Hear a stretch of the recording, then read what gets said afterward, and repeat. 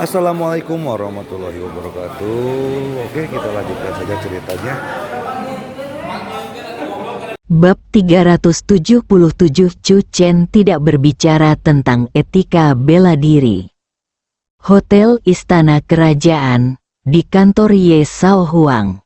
Rong Dong sedang duduk di sofa, dan kantornya sangat sunyi. Meskipun Ye Sao Huang juga duduk dengan tenang, matanya terus-menerus menatap Monia yang duduk di satu sisi dengan mata tertutup. Lagi pula, apa yang akan terjadi? Bagaimanapun juga malam ini, kejadian tersebut menimbulkan sensasi di seluruh kota Chan, dan bahkan di seluruh Tiongkok. Di Tiongkok, kasus penembakan sangatlah sensitif. Tentu saja, Ye Sao Huang lebih mengkhawatirkan apakah tentara bayaran sabit hitam bisa berhasil. Tepat setelah pagi hari, Ye Sao Huang akhirnya tidak bisa menahan rasa penasarannya, berdiri, berjalan menuju Monia, orang yang bertanggung jawab atas sabit hitam, dan bertanya dengan suara yang dalam, "Kapan kamu akan mengambil tindakan? Kamu punya Mai laki-laki sekarang berada di tangan polisi, dan saya khawatir." "Kamu tidak perlu khawatir tentang apapun. Tunggu saja kabar baik kami," Monia berkata sambil tersenyum. "Bukankah kamu memiliki pepatah lama di Tiongkok? Raja neraka ingin orang mati pada jam ketiga, dan tidak akan menahan orang sampai jam kelima.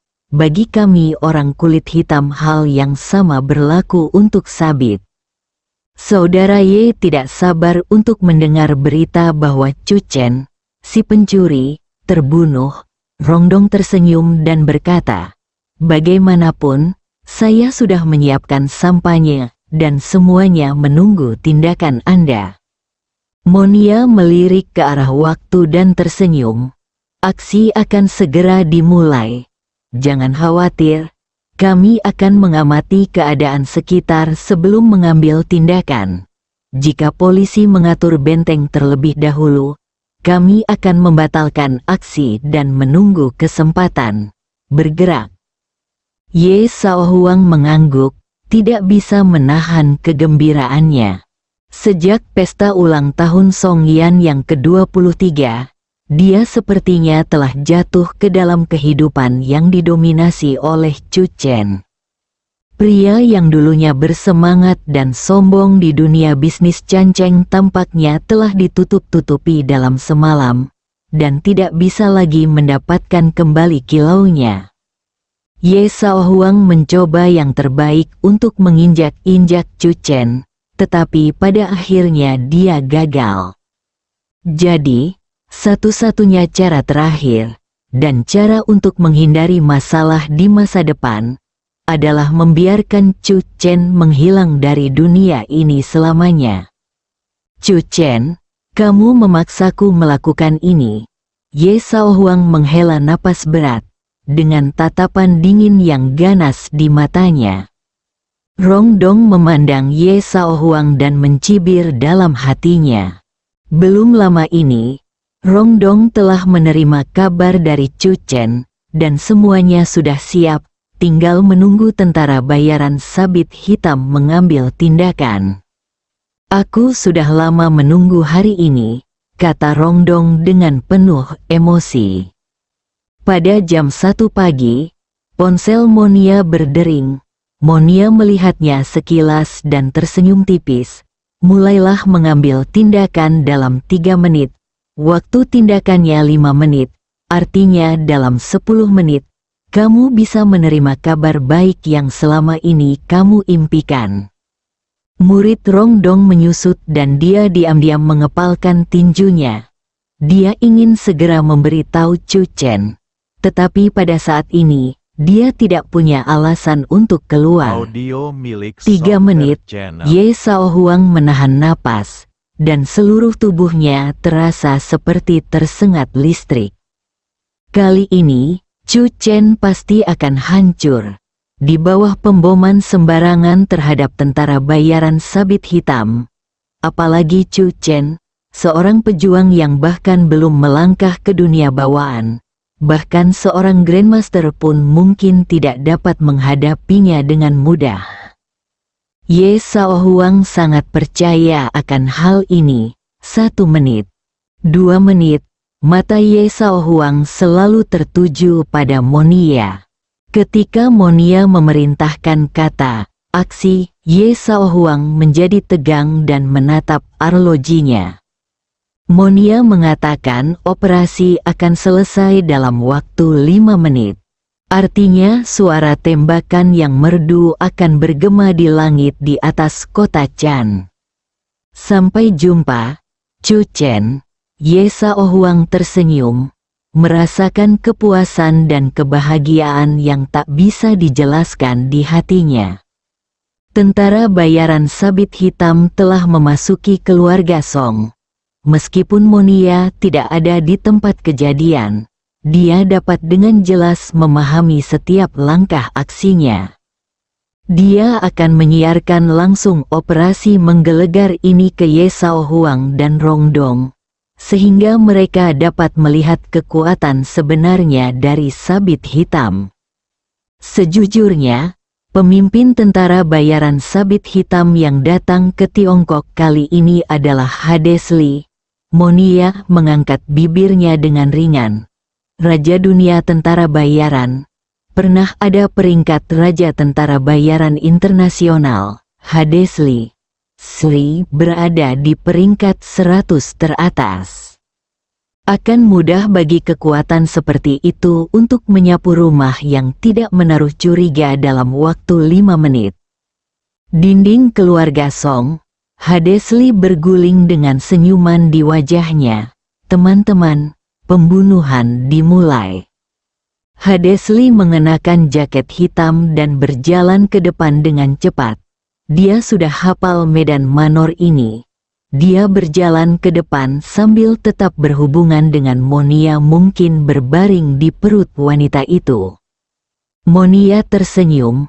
Selamat, Hatsli. Setelah malam ini, namamu akan terkenal di China. Hades Li tertawa. Tentu saja. Dalam hal kemampuan bertarung, dia pikir dia bukan tandingan prajurit bawaan. Namun pistol di tangannya telah membunuh banyak prajurit bawaan. Serangan malam terhadap keluarga Song membuat mereka lengah. Intinya, kami Black Skites hanya tidak mengikuti etika bela diri. Lalu kenapa? Hahaha, Hades Li berjalan maju dengan bangga. 2 menit kemudian, Monia mau tidak mau bertanya, kenapa aku belum mendengar suara tembakan? Dijanjikan bahwa pertarungan akan berakhir dalam waktu 5 menit, tetapi sekarang 2 menit telah berlalu, dan ujung telepon yang lain tampak sangat sunyi. Song Family Manor jauh lebih besar dari yang kita bayangkan. Hades Li menyeka keringat di dahinya. Dia terus bergerak dengan kecepatan penuh selama 2 menit, dan dia bahkan tidak mengitari danau di depannya, yang jaraknya hampir sama. Villa The Song Family Manor itu terlalu besar. Monia mengerutkan keningnya. 3 menit berlalu. Di kantor, Ye Shaohuang menghitung waktu dengan tenang. Ketika 5 menit tiba, dia tiba-tiba membuka matanya lebar-lebar dan menatap Monia dengan penuh harap. Monia bingung. Di mana suara tembakannya? Ia hanya mendengar suara nafas Hades Li yang berat. Setelah berlari dengan kecepatan penuh selama 5 menit, dia bahkan tidak mendekati villa keluarga Song. Sial! Song Manor terlalu besar. Hades Li tiba-tiba berhenti, mengangkat kepalanya dan melihat sekeliling, merasa sedikit bingung, dan bertanya kepada orang-orang di sebelahnya. Lihat, apakah kita baru saja melewati tempat ini? Tentara bayaran di sekitarnya semuanya sadar.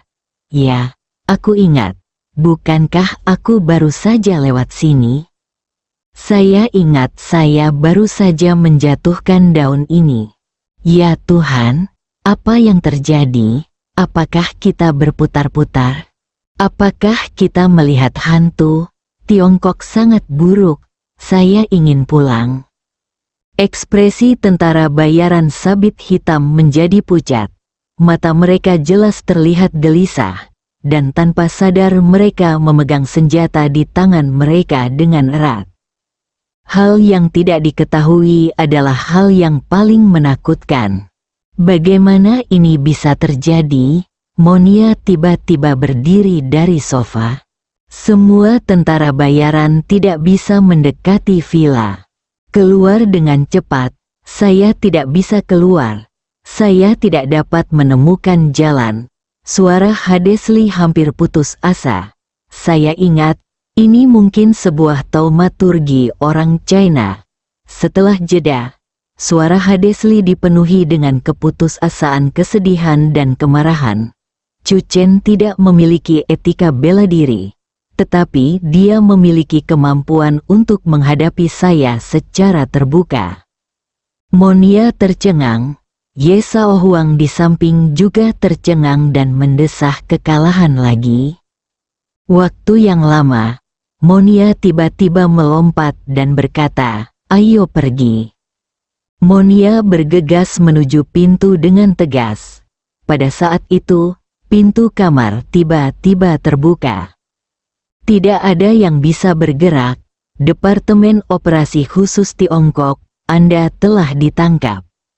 Suaranya dingin, wajah Ye Sao Huang menjadi pucat, dan hawa dingin keluar, memenuhi seluruh tubuhnya dalam sekejap.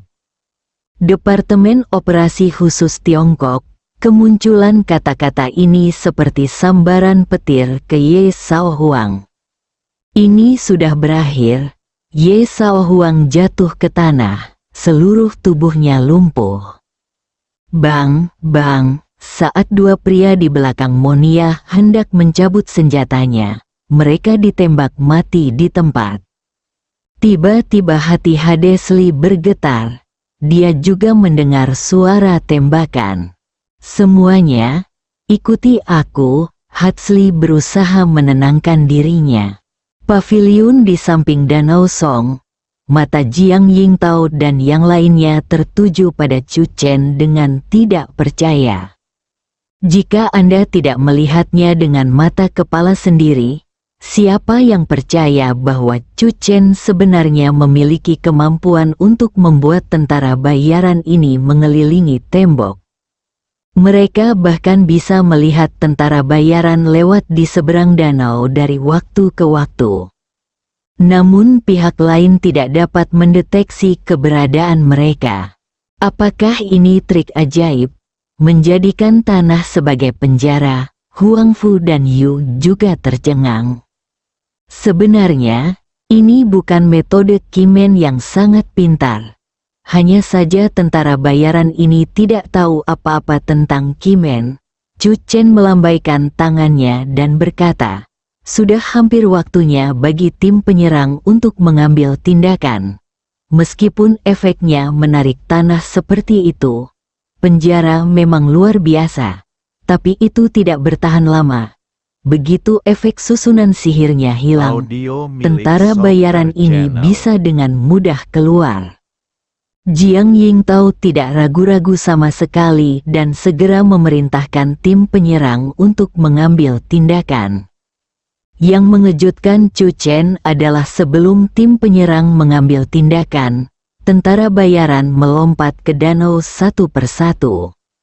Operasi apa ini? Ketika beberapa orang melihat ke arah Chu Chen, mereka menemukan bahwa Chu Chen juga tertegun sejenak. Di danau, Hadesli bersemangat. Air di danau itu sangat dingin, artinya benar, kita pasti bisa berenang melintasinya. Buk, buk, satu demi satu. Tentara bayaran melompat tanpa ragu-ragu dan berenang menuju sisi lain. Tak lama kemudian, Hadesli menjadi orang pertama yang mencapai pantai.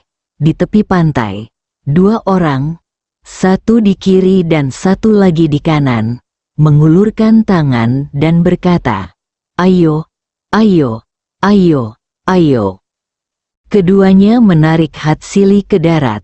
"Terima kasih, kawan," jawab Hadesli tanpa sadar sebelum tiba-tiba sadar kembali. Siapa yang menariknya? Sebelum Hadesli sempat bereaksi, sebuah pistol diarahkan ke arahnya dari belakang. "Departemen Operasi Khusus Tiongkok, Anda telah ditangkap." Borgol dingin ada di tangan Hadesli. Hadesli lainnya yang berenang diperlakukan dengan cara yang sama. 1, 2, 3. Masing-masing dari mereka diborgol dan dibawa pergi dalam keadaan sangat bingung. Bagaimana bisa? Hadesli tidak berani bertindak gegabah. Aura berbahaya yang keluar dari moncong gelap membuatnya gelisah. Namun saat ini, Hadesli sudah melihat Chu Chen dan beberapa orang lainnya. Ekspresinya berkilat marah dan dia berteriak, "Chu Chen, kamu jangan-jangan ikuti etika bela diri." Chu Chen, bab 378 Malam Pesta Seribu Singa. Hadesli berusaha mati-matian untuk melepaskan diri dari borgol dingin di tangannya. Sejak dia memulai jalan tentara bayaran, dia telah melalui mata pedang dan peluru sepanjang jalan malam ini. Dia dikalahkan. Chu Chen bahkan tidak memberinya kesempatan untuk menembak. Terlalu tidak berterima kasih untuk memiliki etika bela diri. Hadesli meraung marah dan menatap Chu Chen dengan marah. Chu Chen mengabaikannya, tetapi bertanya kepada Jiang Yingtao dengan pandangan ragu-ragu. Wajah Jiang Yingtao menunjukkan senyuman. Operasi di Royal Court Hotel juga telah berakhir. Orang yang bertanggung jawab atas tentara bayaran sabit hitam di Tiongkok, Monia, ditangkap hidup-hidup. Selain itu, Hotel Huangting telah ditutup karena dicurigai bekerja sama dengan musuh. Dan Ye Shaohuang juga telah dibawa pergi untuk diselidiki. Operasi yang sukses, kampanye operasi khusus dengan mudah memusnahkan kekuatan tentara bayaran dari luar negeri. Chu Chen, dengan kemampuanmu, sayang sekali jika tidak bergabung dalam pertempuran khusus. Si Tu Jing tidak bisa menahan diri untuk tidak berkata-kata.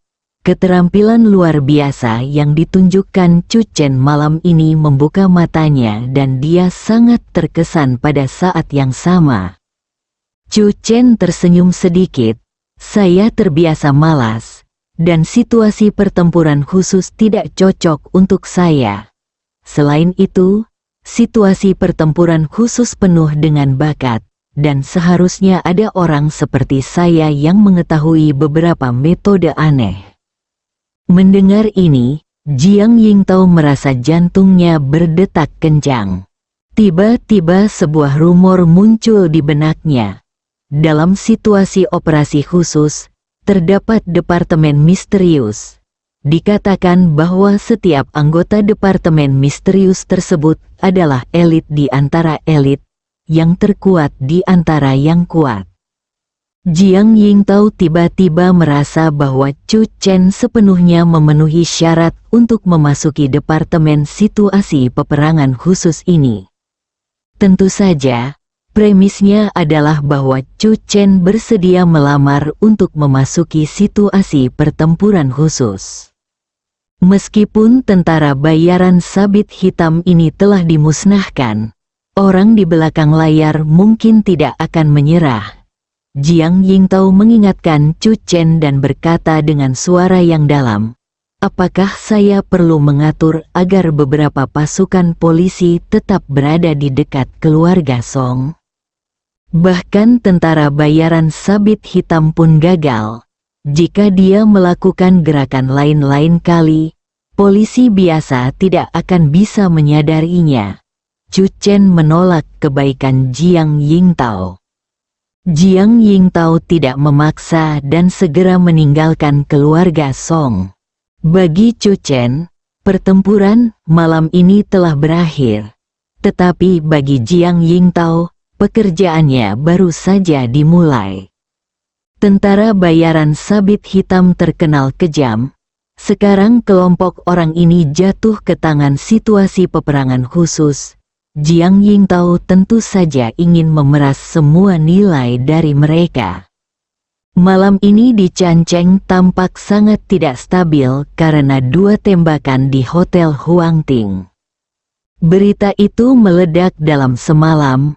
Royal Court Hotel telah disegel, dan Ye Shaohuang telah dibawa pergi untuk diselidiki. Perubahan dramatis dalam keluarga Ye. Setelah keluarga Huang, apakah keluarga kaya Canceng lainnya jatuh? Dikatakan bahwa Ye Shaohuang ditangkap di tempat karena dia berkolusi dengan pasukan asing untuk terlibat dalam beberapa kegiatan kriminal di Canceng. Saya tidak menyangka Ye Shaohuang menjadi orang seperti itu. Seluruh keluarga Ye juga berada dalam kekacauan. Pastor Ye berusaha mati-matian untuk menelepon, dan semua pihak berusaha menghadapinya. Namun hasilnya tidak memuaskan. Bahkan banyak orang yang melihat bahwa itu adalah panggilannya dan tidak menjawabnya. Lagi pula, orang-orang ini secara samar-samar memahami bahwa orang yang membawa pergi Ye Shaohuang bukanlah polisi biasa. Siapa yang berani menyentuh Departemen Operasi Khusus Tiongkok? Yang mulia, Anda sangat terburu-buru. Ibu Ye menangis dengan mata merah.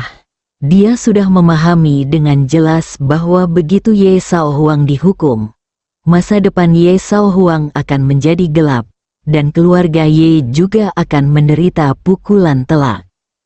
Semakin Pastor Ye memikirkannya, dia menjadi semakin marah, dan dia menamparnya. Bukankah kamu selalu memanjakannya? Ada banyak tangisan dan makian di keluarga Ye. Matahari terbit di timur. Keluarga Song bangun seperti biasa. Chu Chen, bukankah kamu bilang ada latihan tadi malam?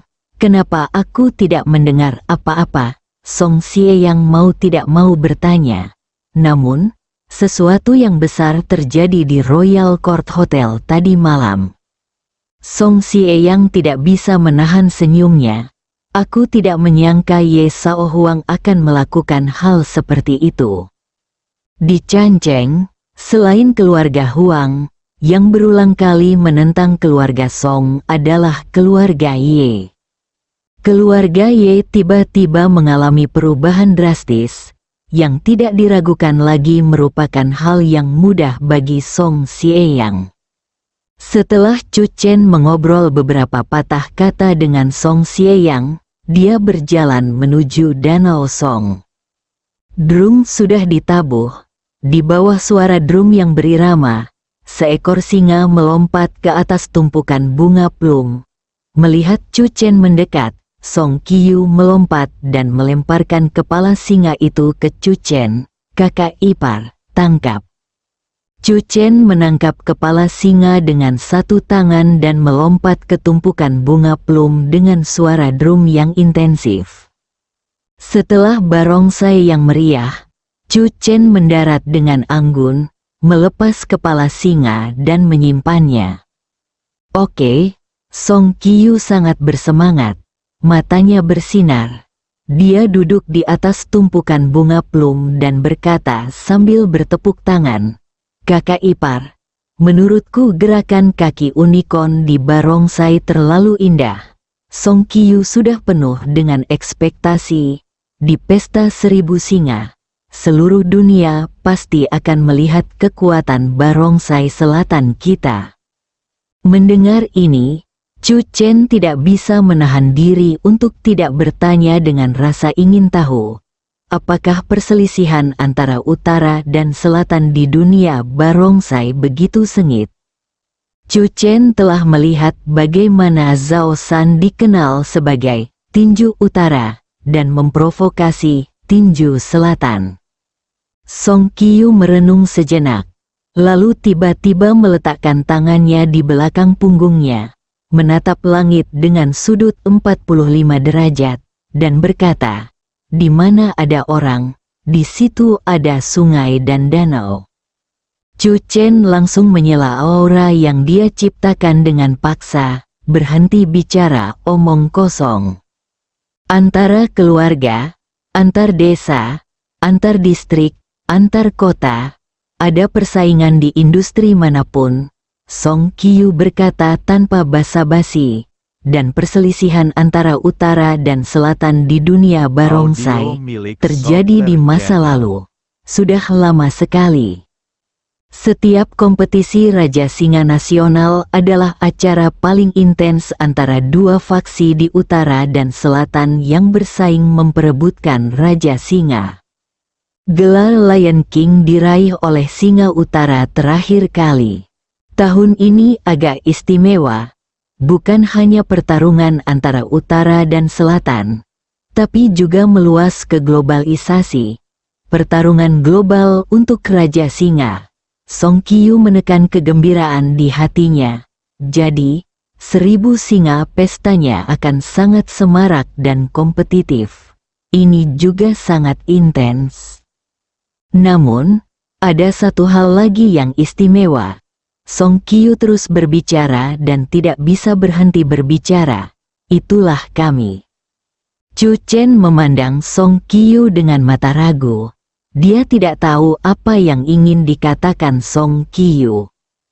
Dalam kompetisi Lion King sebelumnya, faksi utara dan selatan sangat bersatu. Kali ini, kami pengecualian, Song Qiu berkata dengan serius. Fraksi utara akan menangani kami, dan faksi selatan juga akan menangani kami. Bahkan faksi internasional juga akan memperlakukan kami dengan cara yang sama. Chu Chen, apa yang dikatakan Song Qiu memang masuk akal. Sekte utara dan sekte internasional secara alami akan menangani mereka. Sedangkan sekte selatan, dengan keluarga Chan Cheng dan Yang Cheng di belakang mereka, dapat menikam diri mereka sendiri kapan saja. Namun, Chu Chen tidak mengerti mengapa Song Qiu begitu bersemangat. Kakak ipar, pikirkanlah, jika kita keluar dari pengepungan dalam keadaan seperti itu, apa yang akan terjadi? Song Qiu sangat bersemangat hanya dengan memikirkannya. Chu Chen melirik Song Qiu. Kakak ipar ini melayang. Pada upacara petik hijau kota Pantai Emas, saya masih gemetar, namun kini menghadapi pesta 1000 singa, saya begitu bersemangat. Dalam 2 hari, saatnya pesta 1000 singa resmi dimulai. Chu Chen tidak tahan untuk meredam antusiasme Song Qiu dan menepuk pundaknya, berlatihlah dengan giat. Chu Chen meninggalkan keluarga Song dan langsung pergi ke toko Xing Luo. Jika ingin tampil menonjol di pesta 1000 singa, tidak cukup hanya dengan semangat saja. Di antara musuh yang diketahui Chu Chen adalah Xiao Yinqi, prajurit ulung dari sekte Qingyang. Chu Chen bahkan belum mencapai level bawaan, dan tidak memiliki peluang menang melawan master seni bela diri. Namun dalam pertandingan barongsai belum tentu siapa yang memiliki kungfu terbaik akan menjadi pemenangnya. Dibandingkan dengan prajurit biasa, Chu Chen memiliki satu metode lagi. Seni yang aneh. Dalam 2 hari berikutnya, Chu Chen menghabiskan sebagian besar waktunya di toko Xing Luo, membuat beberapa persiapan untuk pesta 1000 singa yang akan datang. Malam sebelum Hari Raya 1000 Singa, hal ini sangat dinantikan dan dilakukan secara bersama-sama dari semua pihak. Panggung pesta 1000 Singa didirikan di alun-alun Haixinsa yang luas di Yangcheng, di sebelah Sungai Mutiara yang indah. Panggung yang menjulang tinggi megah. Tidak jauh dari sana terdapat landmark Yangcheng, pinggang kecil, dengan lampu yang mengalir, dan sekitarnya bangunan-bangunan penuh dengan suasana modern. Ini adalah pertukaran dan benturan antara modernisasi dan intisari tradisional Tiongkok. Pejabat Yang Cheng telah mempromosikannya. Pesta ribuan singa menarik perhatian semua orang. Raja singa dari semua sisi bersiap-siap dan siap memamerkan keahlian mereka di pesta mendatang. Akhirnya sampai di sini, di keluarga Huang, mata Huang yang menunjukkan ketidaksabaran. Besok, bantu aku berdiri dan dorong aku untuk menonton. Aku ingin melihat dengan mataku sendiri bagaimana Chu Chen terjatuh di panggung tinggi. Huang Yuheng berjuang untuk duduk, wajahnya garang dan dipenuhi kebencian. Sejak kakinya dilumpuhkan oleh Chu Chen, seluruh tubuh Huang Yuheng berada di tempat gelap. Dia ingin menyaksikan Chu Chen mati dengan matanya sendiri. Chu Chen bangkit di barongsai dan juga akan gugur di barongsai. Ini adalah takdirnya. Semua orang di keluarga Huang menaruh harapan mereka pada Xiao Yinqi. Jika master seni bela diri mengambil tindakan secara pribadi, Chu Chen pasti akan mati. Loteng kecil yang terpencil dan tenang di keluarga Huang. Huang Xiu duduk di sofa, tidak bergerak, berpikir dalam-dalam. Sesaat kemudian, ponsel yang diletakkan di atas meja tiba-tiba bergetar. Huang Xiu mengangkat telepon dan menjawab panggilan, "Saudaraku." Dia sedang menunggu telepon. Huang Xiu juga memberitahu Huang Yuhai tentang pesta 1000 singa. Di ujung lain telepon, Huang Yuhai merenung sejenak dan berkata dengan suara yang dalam, "Karena Chu Chen, setelah saya kembali ke Gunung Jiwa Hitam, saya langsung ditunjuk oleh pemimpin dan dibudidayakan secara pribadi. Identitas Chu Chen adalah terlalu istimewa. King Yang Pai Ming mengenal Chu Chen dan masih berani menyerangnya." Setelah jeda, Huang Yuhai berkata dengan tegas, "Beritahu Chu Chen tentang berita ini." Saya berkata bahwa tidak peduli bagaimana orang lain di keluarga Huang memperlakukan Chu Chen, keluarga kita harus tetap bersahabat dengan Chu Chen. Huang Xiu menunggu sepanjang malam, menunggu jawaban Huang Yuhai. Ini bertepatan dengan pemikiran batinnya. Huang Xiu dengan tegas menyetujuinya. Segera, Chu Chen, yang masih berada di toko Xingluo, menerima telepon dari Huang Xiu. "Terima kasih atas beritanya." Meskipun Chu Chen sudah mengetahui keberadaan Xiao Yinqi, Chu Chen menerima niat baik yang diberikan melalui panggilan Huang Xiu. Sebuah mobil perlahan berhenti di depan toko Xingluo. Chu Chen membuka pintu dan keluar. Sesosok cantik baru saja turun dari mobil, mengenakan gaun polos, anggun dan cantik. Kulitnya yang putih dan lembut memantulkan aura memikat di bawah cahaya yang agak redup. Song Yan tersenyum pada Chu Chen. Ini sudah larut, saatnya pulang dan istirahat. Chu Chen kembali sadar, berjalan mendekat dan memegang tangan Song Yan. Melihat wajah murni dan cantik dengan bibir merah menawan, tanpa sadar Chu Chen menggigitnya. Setelah sekian lama, Song Yan perlahan membuka matanya, pipinya memerah. Dia dengan lembut mendorong Chu Chen menjauh dan masuk ke dalam mobil. Detak jantungnya berdetak kencang. "Pria ini menciummu meskipun mereka tidak setuju satu sama lain. Dia sangat jahat." Song Yan merasakan perasaan manis yang tak bisa dijelaskan di hatinya. Chu Chen sudah duduk di kursi penumpang, mengedipkan mata pada Song Yan dan tersenyum. "Sayang, pulanglah." Song Yan datang mengantarnya pulang larut malam. yang sangat mengejutkan Bibi Chu. Song Yan berkata, mobil itu segera dan perlahan melaju ke rumah keluarga Song. Sayang, apakah kamu lapar? Tanya Chu Chen. Bersambung.